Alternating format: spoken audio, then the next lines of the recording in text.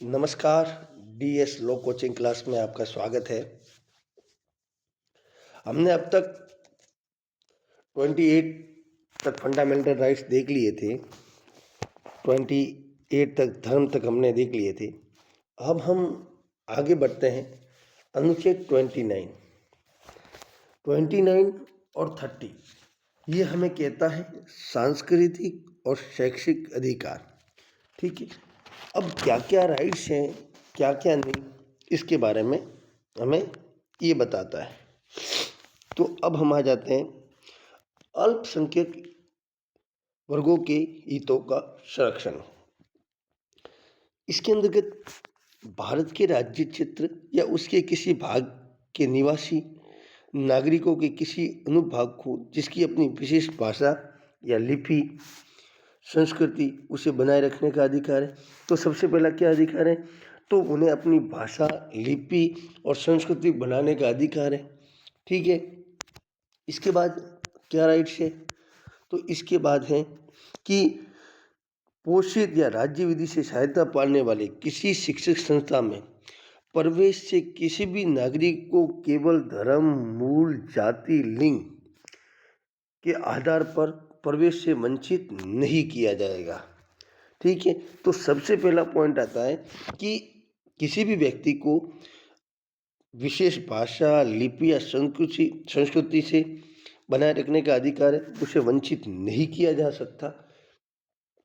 और इसका दूसरा मुख्य पॉइंट है कि धर्म, मूल, जाति, भाषा के आधार पर भी उसे प्रवेश से वंचित नहीं किया जाता। अब इसको अपन अगर विस्तार से समझे तो इसका शाब्दिक है कि सभी समुदायों की सांस्कृतिक पहचान की रक्षा के लिए ये सेक्शन आर्टिकल बनाया गया है। हमारे देश में कहीं भाषाएं, कहीं लिपियाँ, परंपराएं और संस्कृतियाँ हैं और इसका मुख्य उद्देश्य था कि कोई भी व्यक्ति या समुदाय, इसमें व्यक्ति प्लस समुदाय,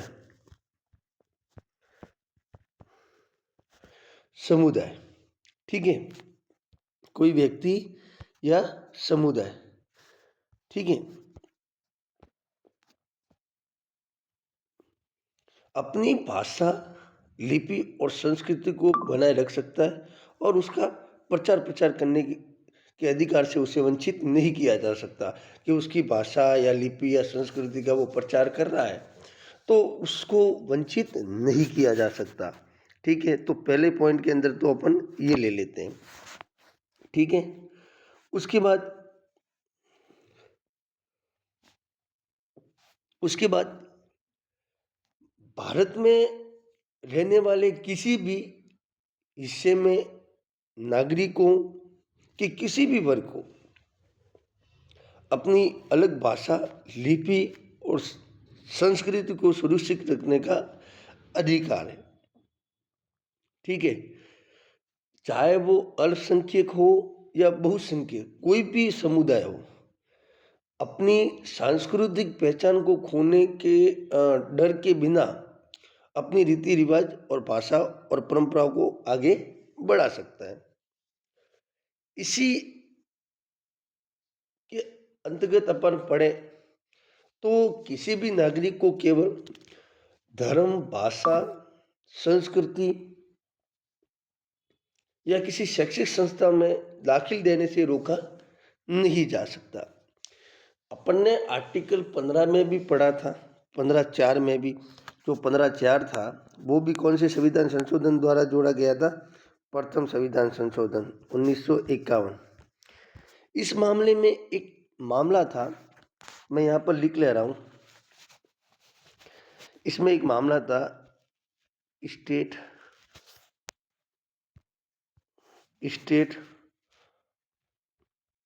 ऑफ मद्रास बनाम चंपकम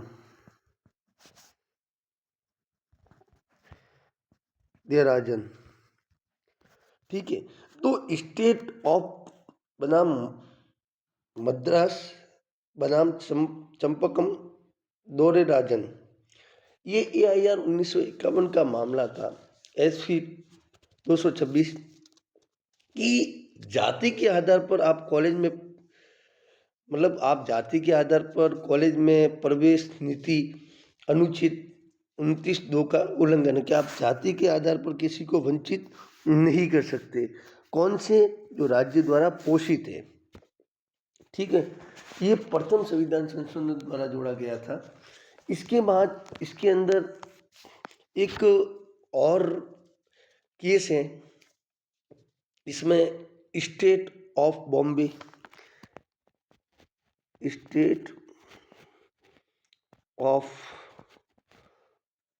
बॉम्बे, ठीक है, बनाम बॉम्बे एजुकेशन सोसाइटी AIR 1954। इसके अंदर ये कहा गया कि अंग्रेजी माध्यम स्कूलों को बंद करना और भाषाई अल्पसंख्यकों के अधिकारों का उल्लंघन। इसके अंतर्गत अनुच्छेद 30 अल्पसंख्यकों को शिक्षा संस्थान की स्थापना करने का राइट्स देता है। ठीक है, अंग्रेजी अगर माध्यम का स्कूल हो उसको बंद करना था तो कि भाषाई आधार पर अंग्रेजी माध्यम स्कूलों को बंद करना वाला अल्पसंख्यकों के अधिकारों का उल्लंघन था कि भाई आपने क्यों ये बंद किया। कहीं कहीं इंग्लिश चल रही है, जैसे तमिलनाडु कर्नाटक, वहाँ इंग्लिश ही बोली जाती है। तो उसमें कहा गया कि ये आर्टिकल 30 का उल्लंघन है। ठीक है, अब अपन आ जाते हैं आर्टिकल 30 पे। इसके अंदर क्या है कि शिक्षक संस्थाओं की स्थापना और प्रशासन का अल्पसंख्यक वर्गों का अधिकार।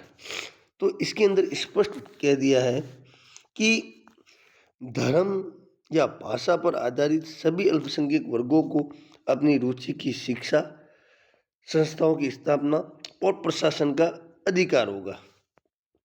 ठीक है, इसके अंदर खंड जो फर्स्ट दिया है उसके अंदर कहा गया है कि किसी भी अल्पसंख्यक वर्ग द्वारा स्थापित और प्रशासनिक शिक्षक संस्थाओं की संपत्ति के अनिवार्य अर्जन के लिए उपबंध करने वाली विधि बनाते समय राज्य ये सुनिश्चित करेगा कि ऐसी संपत्ति अर्जन के लिए ऐसी विधि द्वारा नियम या उसके अधीन अवधारित रकम उतनी हो कि उस खंड के अधीन प्रत्याभूत अधिकार निलंबित या निराकृत न हो जाए। इसके बाद उपधारा 2, शिक्षण संस्थाओं को सहायता देने में राज्य किसी भी शिक्षण संस्थान के लिए विरुद्ध इस आधार पर भेदभाव नहीं करेगी कि वह धर्म या भाषा पर आधारित अल्पसंख्यक वर्ग के प्रबंधन में है। अब अपन इसकी व्याख्या करते हैं कि आर्टिकल 30 कहना क्या चाहता है।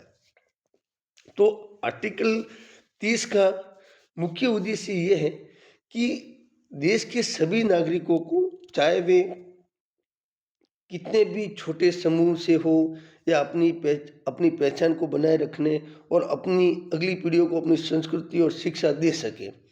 ठीक है, इसके अलावा अगर सरकार उनकी जमीन या संपत्ति अभिग्रहण कर ले लेती है या उनके अधिकारों में हस्तक्षेप करती है तो उन्हें मुआवजा देना पड़ेगा। अगर सरकार किसी सार्वजनिक कार्य के लिए उनकी संपत्ति का इस्तेमाल करती है या उसकी संपत्ति को अपने कब्जे में ले लेती है तो या फिर कोई हस्तक्षेप करती है तो उनको उचित मुआवजा देना पड़ेगा। और इसके अंतर्गत चाहे वे अल्पसंख्यक मुसलमान, ईसाई, सिख, पारसी या भाषाई अल्पसंख्यक, जैसे उनकी भाषा बहुसंख्यक भाषाओं से अलग है, उन्हें अपनी संस्कृति और परंपरा के अनुसार स्कूल, कॉलेज और अन्य शिक्षक संस्थाएं बनाने और चलाने का अधिकार है। जैसे उर्दू की, फारसी की अलग अलग अपनी स्कूलें और अपनी संस्कृति, अपनी भाषा को बढ़ाने के लिए अपने अपने स्कूल, कॉलेज बना सकती है। ठीक है, इसके अंतर्गत कोई जजमेंट तो नहीं है, पर आर्टिकल 30 शिक्षक संस्थाओं में अल्पसंख्यक वर्गों का प्रशासन और अधिकार है। इसके बाद अपन कल जो पढ़ेंगे वो पढ़ेंगे आर्टिकल 31A, 31B, 31C, कुछ विधियों की व्यावृत्तियाँ। ये बहुत ही इम्पोर्टेंट आर्टिकल है 31A, 31B, 31C। आज के लिए इतना ही। धन्यवाद। आज की क्लास आपको समझ में आई होगी। प्लीज़ लाइक कीजिए, शेयर कीजिए, सब्सक्राइब कीजिए। इसके बाद जैसे ही हमारे फंडामेंटल राइट्स पूरे होते हैं, मैं आपको जुडिशल के, AIB के, JLO, APO की सब जो अब तक क्वेश्चंस पूछे गए हैं यहाँ तक, जो 35 तक, वो मैं आपको बताऊंगा। धन्यवाद।